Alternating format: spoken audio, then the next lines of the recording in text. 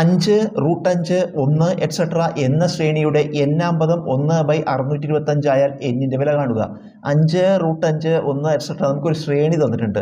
നമുക്ക് ഇതിലത്തെ രണ്ടാം പദത്തിനെ ആദ്യ പദം കൊണ്ട് ഹരിക്കുക. രണ്ടാം പദത്തിനെ ആദ്യ പദം കൊണ്ട് √5/5. √5/5 പറയുമ്പോൾ √5 അംശം അതുപോലെ എഴുതാം. √5 ഛേദം 5നെ നമുക്ക് √5 × √5 എഴുതാം. കാരണം √5 × √5 പറയുമ്പോൾ √25 25ൻ്റെ റൂട്ട് 5. അപ്പോൾ 5നെ √5 × √5 എന്ന് എഴുതാം.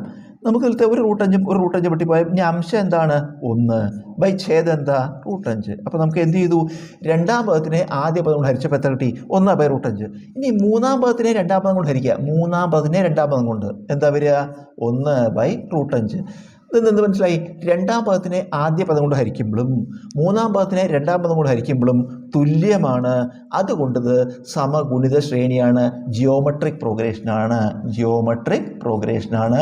അതിൻ്റെ n-ാം പദം nth ടേം കാണാനുള്ള സൂത്രവാക്യം Tn = a × r⁴ n-1. Tn n-ാം പദമാണ് തന്നിട്ടുണ്ട്. എത്രയാണ്? 1/625 a ഫസ്റ്റ് ടേം ആദ്യ പദം എത്രയാണ്?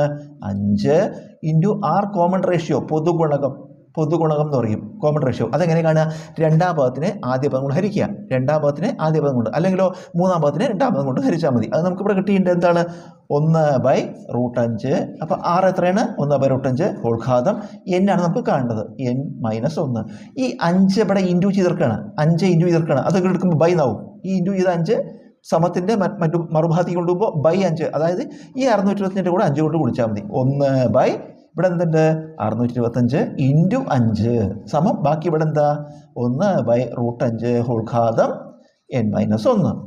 1/ ഇത് ഗുണിക്കുമ്പോൾ 3125 വരും. 3125 സമം ഇതിൻ്റെ അർത്ഥം എന്താ? n-1 രണ്ടിനും ബാധകമാണ്. ഹോൾഘാതം കൊണ്ട് ഇത് രണ്ടിനും ബാധകമാണ്. അപ്പോൾ എന്ത് വരും? 1 √5 ഘാതം n-1. അപ്പോൾ 1/3125 സമം 1 ഘാതം n-1. ഒന്നിൻ്റെ കൃതി എന്ത് വന്നാലും 1 ആണ്. ഒന്നിൻ്റെ കൃതി എന്ത് വന്നാലും 1. അപ്പോൾ അതിന് പകരം നമുക്ക് 1 എന്ന് എഴുതിയാൽ മതി. √5 ഘാതം n-1. ഈ 3125 എന്ന് പറയുന്നത് 1/ ഇത് 5 ഘാതം 5 ആണ്. അതായത് 5 തവണ ഗുണിച്ചാലാണ് ഇത് കിട്ടുക. 5 തവണ 5 × 5 × അങ്ങനെ 5 തവണ ഗുണിച്ചാൽ 3125 കിട്ടും. അപ്പോൾ 3125 നമുക്ക് എങ്ങനെ എഴുതാം? 1/5 ഘാതം 5 എന്ന് എഴുതി. സമം 1/√5 ഘാതം n-1. നമുക്ക് ഇവിടെ 1/ ഈ 5നെ √5 സ്ക്വയർ എന്ന് എഴുതാം. ഈ 5ന് പകരം √5 സ്ക്വയർ. √5ൻ്റെ സ്ക്വയർ എത്ര? √5 × √5 √25 5 വരും. എന്നിട്ട് അതിൻ്റെ കൃതിയായിട്ട് നമുക്ക് എന്ത് ഇടണം? 5 ഇടണം.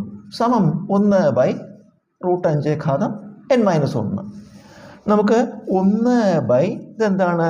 √5 ഇങ്ങനെ വരുമ്പോൾ ഘാതം m ഹോൾഘാതം n ഘാതം m × n ഘാതം m ഹോൾഘാതം n ഘാതം m × n കൃതികൾ തമ്മിൽ കുടിക്കുക. അപ്പോൾ എന്ത് വരും? √5 ഘാതം 10 സമം ഇവിടെ 1/√5 ഘാതം n-1. അപ്പോൾ നോക്കൂ, ഇരുവശത്തും സമവാക്യത്തിൻ്റെ ഇരുവശത്തും അംശങ്ങൾ തുല്യം. അപ്പോൾ ഛേദങ്ങൾ തുല്യമായിരിക്കും. എന്താണ്? √5 ഘാതം 10 സമം √5 ഘാതം n-1. ഇവിടെ പാദസംഖ്യകൾ തുല്യം. അപ്പോൾ കൃതികൾ തുല്യമായിരിക്കും. അപ്പോൾ എന്താണ്? n-1 = 10, n = 10 + 1 11.